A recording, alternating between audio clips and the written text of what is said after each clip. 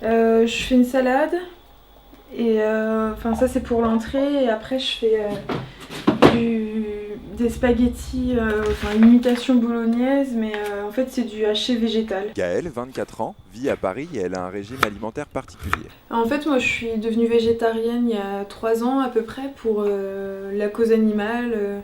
Voilà, je voulais pas plus participer à la souffrance causée par notre alimentation et du coup je me suis décidée à devenir végétarienne. Ses exigences alimentaires n'ont pas toujours convenu aux repas familiaux. Maintenant qu'elle vit seule, il y a moins de contraintes. Et contrairement à ce que peuvent penser les omnivores, c'est très facile de devenir végétarien. Il n'y a vraiment rien de compliqué. Enfin, je continue à manger au restaurant, je continue à faire des repas que j'aime, mais c'est juste que voilà, je mange pas de viande ni de poisson. Et voilà, maintenant je peux passer à la table. En 2012, une étude réalisée par Opinionway a révélé qu'il y avait 2 millions de végétariens comme Gaël en France. L'Hexagone est le pays d'Europe où ils sont le moins nombreux. Parmi ces personnes qui ont refusé de consommer de la viande, 75% déclarent adopter ce régime alimentaire par respect envers les animaux. 27% des omnivores envisageraient de se convertir dans un futur proche. Souhaitant répondre au nombre de végétariens qui augmente d'année en année en France, Jean-Luc Ziger et sa femme ont décidé de monter un supermarché 100% vegan au centre de Paris.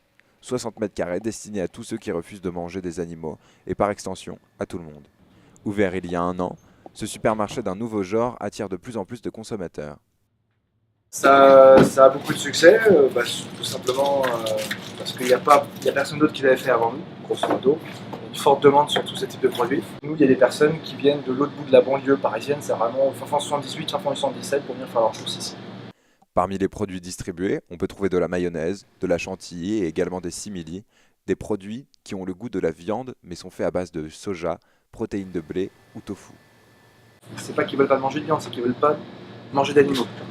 Si on leur dit c'est de la viande mais qu'il n'y a pas d'animaux qui ont été tués, bonjour, ça leur convient.